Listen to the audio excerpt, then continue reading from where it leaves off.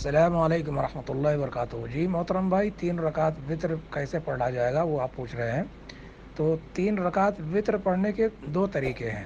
پہلا طریقہ یہ ہے کہ آپ پہلی 2 رکعت پڑھ کر کے سلام پھیر دیں. ٹھیک ہے. 2 رکعت پڑھ کر کے جب سلام پھیر دیں گے اس کے بعد 1 رکعت کے لیے آپ نیت باندھیں گے کھڑے ہو کر کے.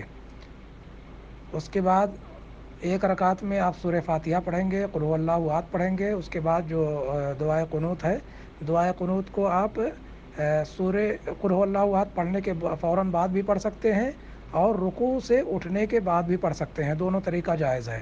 ٹھیک ہے. تو پہلا طریقہ یہ ہو گیا.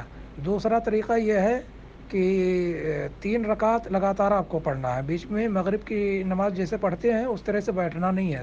تشہد میں بالکل نہیں بیٹھنا ہے. لگاتار تینوں رکعت پڑھ کر کے آخر والی جو رکعت ہے اس میں سورہ فاتحہ اور قل هو اللہ احد پڑھنے کے بعد میں چاہے تو فوراً آپ کیا نام ہے دعا قنوت پڑھ لیں یا پھر رکوع کے بعد پڑھ لیں. دونوں طریقہ جائز ہے. تو یہ 2 طریقے ہیں کیا نام ہے وطر کی نماز پڑھنے کے. السلام علیکم.